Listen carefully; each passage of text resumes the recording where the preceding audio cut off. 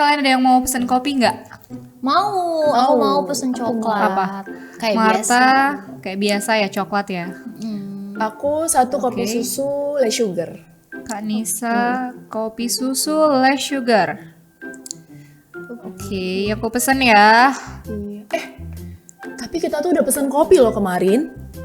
Masa sih? Iya, kemarin lagi kita juga udah pesen kopi. Masa sih? Iya loh, hari ini kita juga pesen lagi masa. Iya juga ya. Hai teman, Welcome back to ruang bicara kita Rumpi Berfaedah bersama kita. Hayo, di sini siapa yang relate sama cerita barusan?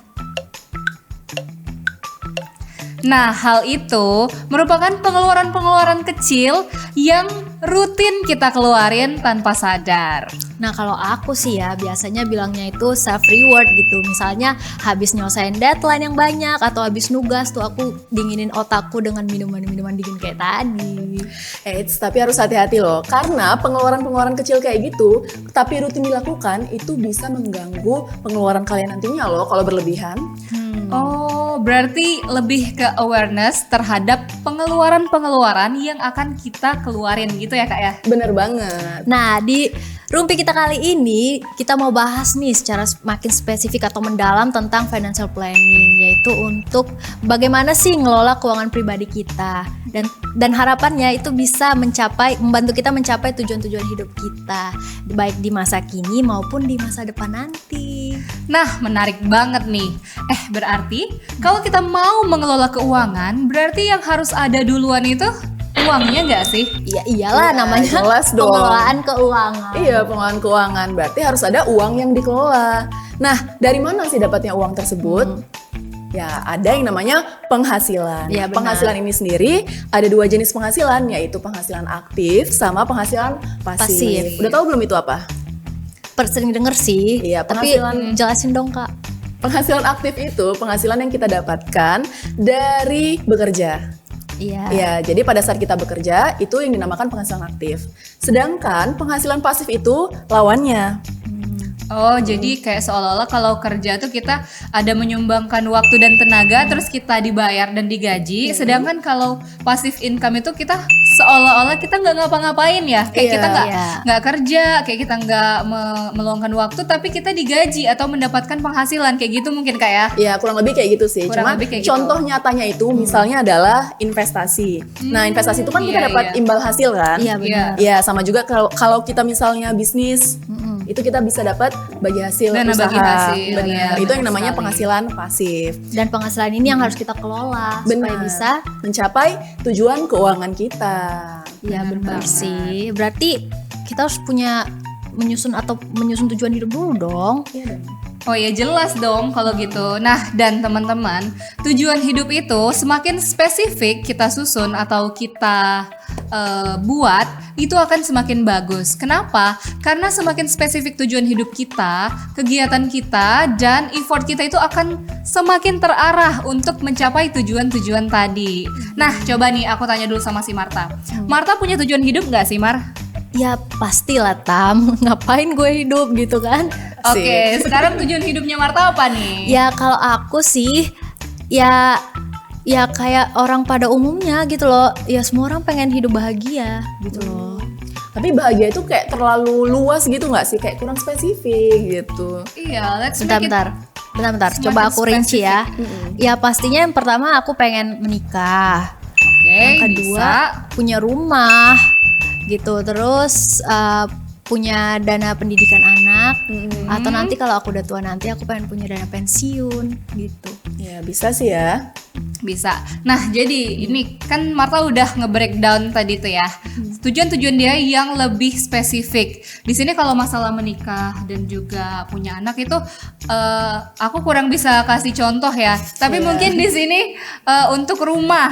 Misalkan Marta pengen punya rumah. Kalau misalkan Marta sekarang udah bekerja dan dia pengen punya rumah, ternyata dia nanti beneran punya rumah dong. Tapi di umur 40 atau 45 tahun dengan nilai 500 juta rupiah rumahnya. Apakah tujuan Marta tercapai? Tercapai sih. Tercapai ya, bener tercapai sih. Tapi itu kelamaan gak sih? Umur Marta sekarang berapa? 20-an kan? Sekarang kalau misalnya kita bandingin 20 ke 45-an, itu punya rumah jauh banget gitu loh. Iya, benar-benar. Kenapa nggak kita bikin lebih spesifik di sini? Misalkan Marta pengen punya rumah senilai 1 miliar di umur 30 tahun. Mungkin nggak? Ya mungkin. Bisa jadi. Kalau berusaha sih bisa jadi ya. Nah, Mudah-mudahan. tujuan spesifik itulah yang nanti akan memacu kita bekerja lebih keras, atau bisa jadi juga kita akan menambah income lain gitu, sumber penghasilan lain selain pekerjaan kita sekarang kayak gitu. Untuk apa? Untuk mencapai tujuan kita yang sudah spesifik ini tadi gitu loh. Iya, benar-benar. Kayak istilahnya nanti kalau misalnya kita udah tahu mau 1 miliar, kita hitung future value-nya berapa, terus nanti kita tarik. Jadi kita tahu harus nabung berapa, atau mungkin benar. kalau mau invest biar dapat return sekian persen itu gimana gitu ya. Jadi bisa lebih tercapai Iya, gitu cara ya. mencapainya lebih jelas sehingga tujuannya bakal lebih jelas juga nanti. Iya, Iya, bener setuju banget sih. banget. Aku jadi dapat poin yang ingin disampaikan Tami tadi gitu. Jadi teman-teman jangan lupa untuk menyusun tujuan-tujuan hidupnya dengan secara spesifik gitu loh. Jadi dan satu lagi sih yang aku dapat tentang financial planning ini adalah financial planning itu adalah sebuah seni gitu. Jadi gak ada rumus pasti gitu. Semua orang punya formulanya masing-masing. Dan financial planning yang mau kita bahas di sini itu adalah terkait penghasilan tadi yang udah disebutin sama pengeluaran gitu. Iya. Ada baiknya sih kita untuk bisa tahu pengeluaran-pengeluaran kita itu apa aja, kita harus set yang namanya prioritas pengeluaran gitu. Jadi kita akan tahu Mana yang paling penting gitu benar ya. prioritas terbesar dan pengeluaran paling besar. Iya. Ya. Dan di sini kita udah coba nih ya teman, kita udah coba buat skala prioritas, mengelompokkan pos-pos pengeluaran yang mungkin sebagian besar dikeluarkan oleh teman-teman gitu. Jadi mudah-mudahan ini bisa menjadi referensi ya untuk tingkat kepentingannya masing-masing bisa disesuaikan, tapi mudah-mudahan ini bisa menjadi referensi teman-teman dalam mengeluarkannya. Nah, pos pengeluaran yang pertama yaitu ada namanya pengeluaran rutin. Apa aja sih? Ada cicilan, pajak, perpanjangan STNK, SIM, kasih ke orang tua atau adik. Yang kedua itu ada namanya kebutuhan hidup, yaitu kebutuhan primer. Pangan, sandang, papan itu masuk ke kebutuhan primer. Yang ketiga itu ada sumbangan, sedekah, atau zakat. Yang keempat itu ada namanya jaminan kesehatan. Yang kelima, dana darurat. Yang keenam, biaya entertainment. Yang ketujuh, tabungan. Dan yang terakhir ada namanya investasi. Jadi di sini kita mau bahas ya lebih detail apa aja yang tadi pos-pos pengeluaran tadi. Jadi kita bisa tahu ini pengeluaran ini masuk pos yang mana gitu. Jadi kita udah susun berdasarkan prioritasnya gitu ya. Iya. Dan ini juga menurut versi kita ya, versi ruang bicara kita. Nah, jadi tadi menurut kami yang pertama itu adalah pengeluaran rutin. Nah, kalau pengeluaran rutin ini banyak ya. Jenisnya bisa rutin mingguan, bisa rutin bulanan, bisa juga rutin tahunan. Nah, apa aja sih contohnya pengeluaran rutin ini? Bisa jadi cicilan jatuh tempo. Cicilan jatuh tempo ini biasanya per bulan ya? Iya benar. Biasanya per bulan cicilan jatuh tempo. Kemudian juga ada bayar pajak, itu pastikan rutin dan wajib kita bayar kan. Nah, untuk selanjutnya itu ada bayar perpanjangan SIM dan juga STNK kendaraan seperti itu. Nah, ada lagi nih, ini pasti nggak pasti sih.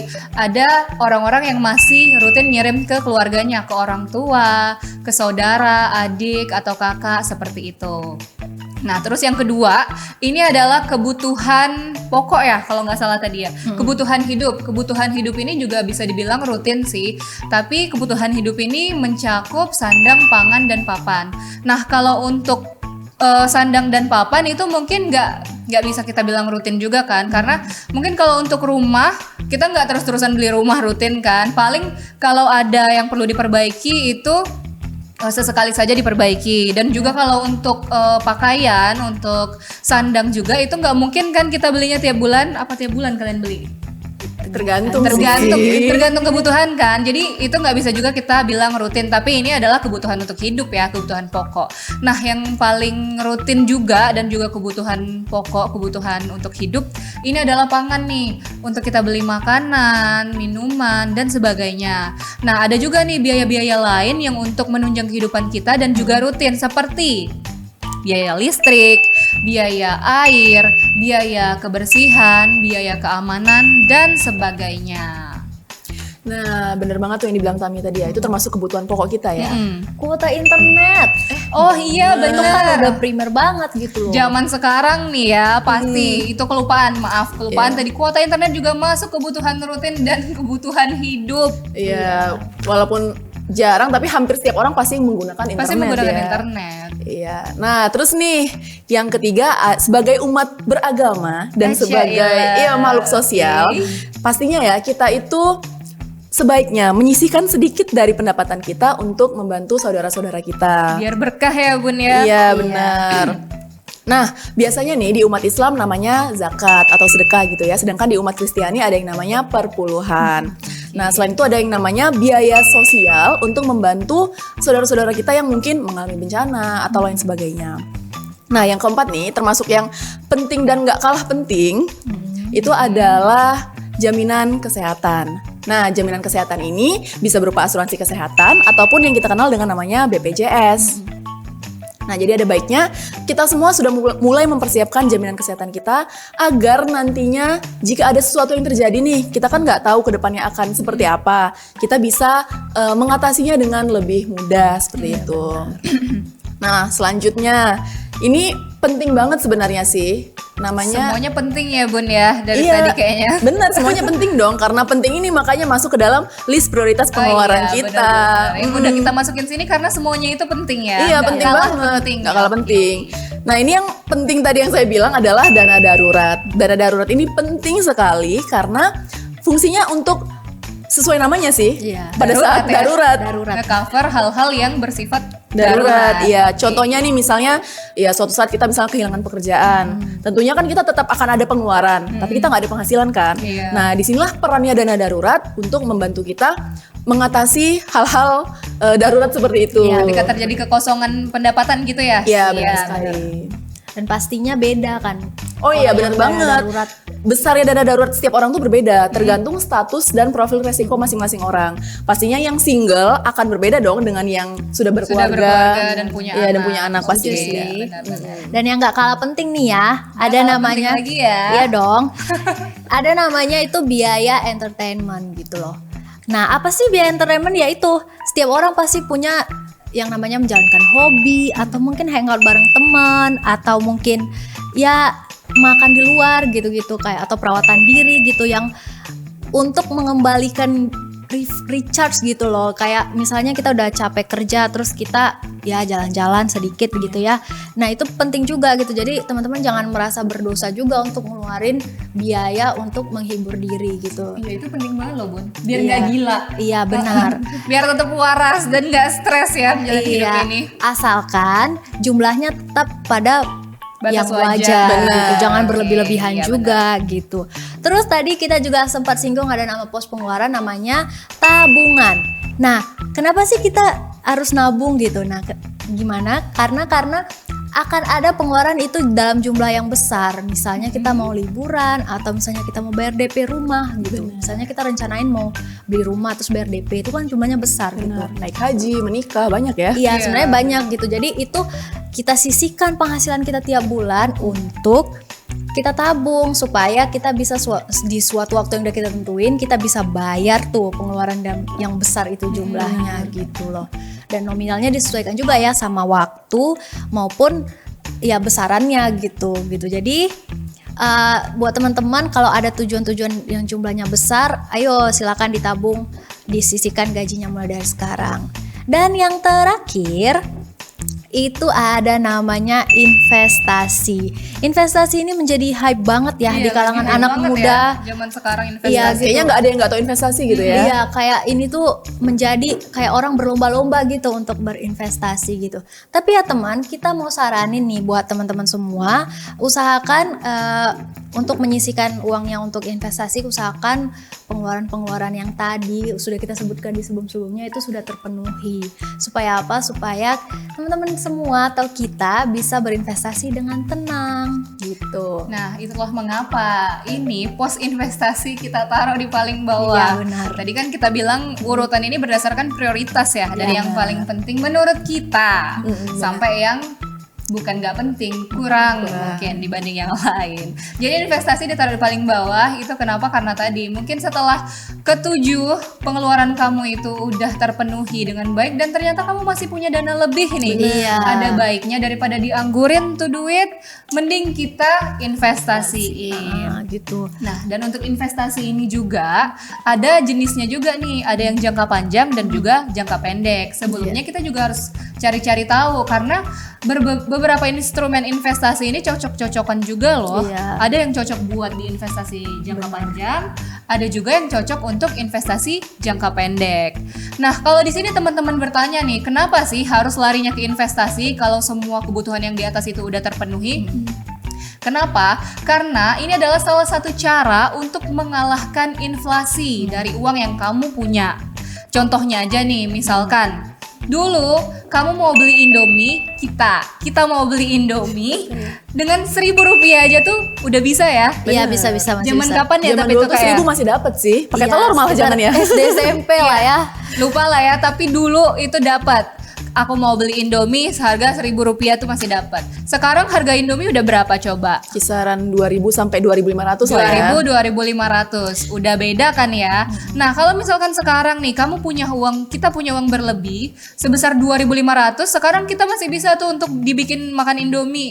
Tapi kalau misalkan itu kita simpan beberapa tahun yang akan datang, 3 tahun sampai 5 tahun yang akan datang, uang 2.500 ini apakah masih mampu untuk membeli Indomie? Iya, Belum benar-benar. tentu ya. Belum tentu, dan sepertinya nggak bakal mampu sih, karena pesat banget nggak sih Iya, benar. inflasi dan perkembangan zaman ini.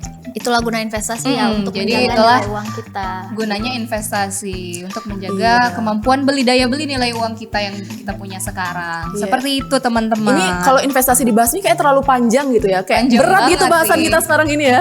Ya berat banget sih kalau namanya juga masalah uang kan gitu kan. Jadi pasti Oh mungkin nanti bisa dibuka sesi sendiri ya kalau masalah Iya. investasi. Mudah-mudahan ya kalau teman-teman Mudah-mudahan tertarik lah ya. Iya, benar. Iya, emang ini nih financial planning ini gampang untuk dibicarakan tapi mungkin berat untuk dilakukan gitu ya. Iya.